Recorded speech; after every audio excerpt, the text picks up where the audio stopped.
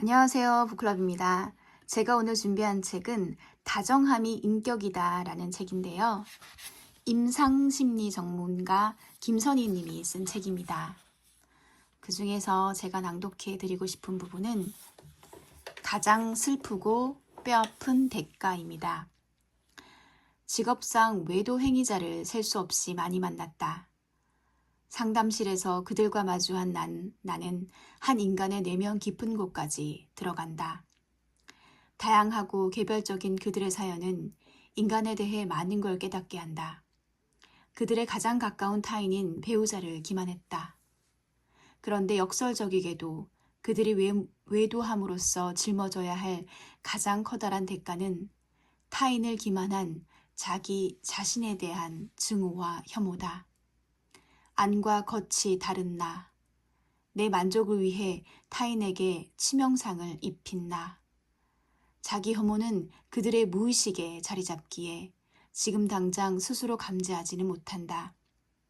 하지만 양심의 병적인 문제가 있는 게 아닌 이상 배우자에게 기만을 행하는 자기 자신을 끝까지 완벽하게 외면할 수는 없다. 인간은 자기 자신에게 떳떳하고 당당할 때 어깨를 펼 수 있다. 자기 자신에게 정직할 때 자부심이 생긴다. 가장 가까운 배우자를 기만하는 사람은 무의식 안에서 그런 자기 자신을 혐오한다. 인간에게는 일말이라 하더라도 양심이 있기 때문이다. 하지만 이 혐오는 외도에 취해 깊이 숨겨진다. 들키지 않으면 된다. 이런 낮은 윤리관으로 세상을 살아가는 사람은 성숙한 윤리관을 지닌 이들보다 훨씬 격심한 난관에 반복적으로 봉착한다. 내면의 질서가 없기 때문이다. 도덕적인 삶을 운운하는 것이 아니다. 이는 자기가 자기답게 살기 위한 삶의 대원칙이다. 내가 타인을 성공적으로 기만했다는 것을 인지하는 순간 반사회적 성격의 소유자가 아닌 이상 무의식에 자기 혐오가 자라나는 건 마음에 섭니다.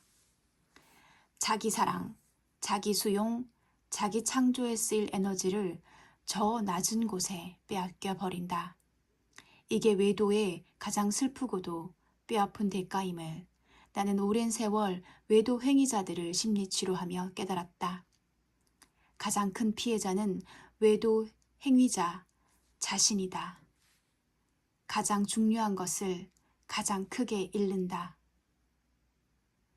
자녀에게 남긴 트라우마와 인간 불신. 외도는 상대 배우자의 정신 건강과 삶에 파괴적 영향력을 행사하는 것은 물론 자녀들의 정신 건강에도 악영향을 미친다. 자녀에게도 명명백백한 관계 트라우마이자 애착 트라우마다. 외도에 빠지고 이를 지속하는 한 자녀에게 건강한 부모됨을 실행하기 어렵다. 자녀의 성장에 참여하거나 초점을 맞추기가 불가능하다. 낭만적 사랑, 에로틱한 사랑이 외도 행위자의 심신을 지배할 수밖에 없기에 외도 후 귀가해서 가족 앞이라고 금세 우정어린 사랑, 헌신적인 사랑으로 전환될 수 없다. 부부에는 깊이 있는 우정의 요소가 중심이며 배려와 이해, 이타성과 헌신의 요소로 확고해진다. 나이가 들어감에도 낭만적 사랑과 에로스를 졸업하지 못하고 계속 외도에 빠져든다면 세월 속에서 향기롭게 성숙되는 부부애와 가족애, 유대감과 협력을 기대하기 어렵다. 허점은 더 크게, 맹점은 더 분명하게 집안을 점유해 나간다. 겉으로는 멀쩡한 집안 같아 보여도 그 속은 관계 트라우마로 난도질 되어 있는 것이다. 가족 안에서 은밀히 발생하는 트라우마가 그 가족의 실체다.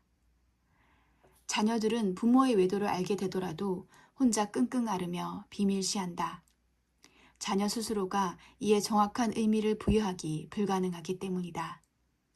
내 생명줄과도 같은 부모, 사랑하는 부모가 분열되고 있음을 알게 된 충격으로 자녀들은 얼어붙는다.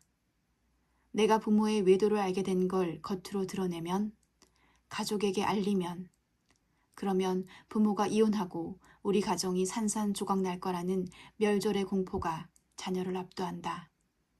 그럼 나는 어떻게 되는 거지? 부모가 나를 버리면? 온갖 공포 시나리오가 자녀를 덮친다. 이런 자녀가 비밀을 품고 성장한 후 성인이 되어 가정을 이루는 경우 성장기 트라우마는 여러 경로를 통해 현재의 결혼 생활에 악영향을 미친다.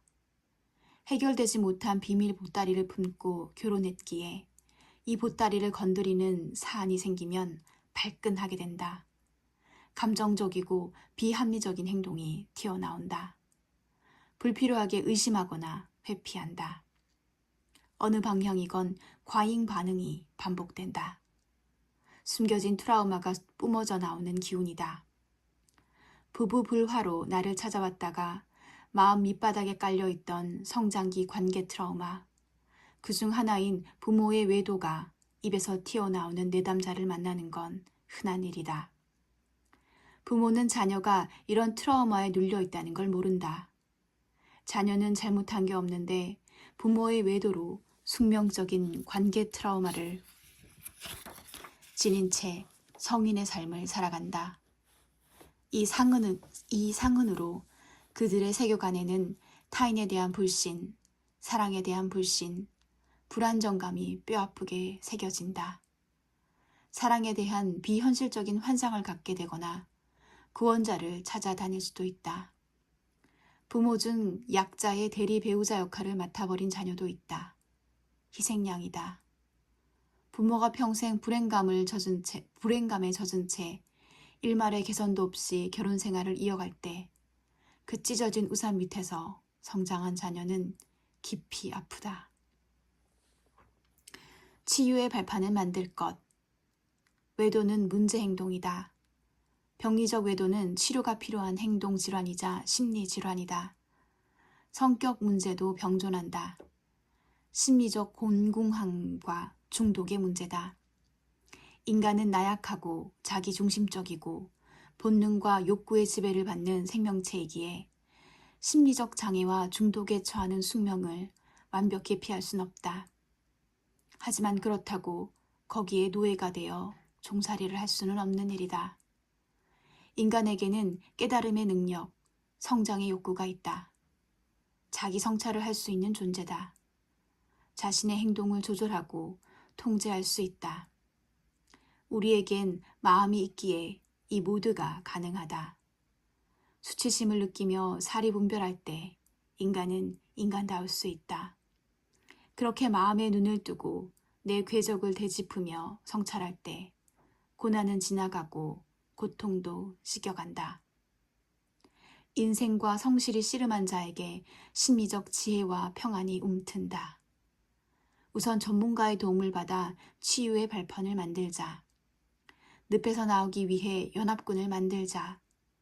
문제 행동을 멈추지 않으면 병든 정신과 영혼은 기실 자기 혐오를 넘어 자기 피폐로 이어질 뿐이다. 그 피폐함은 처절하고 비가역적이다. 당신의 배우자나 부모가 외도자일 수도 있다.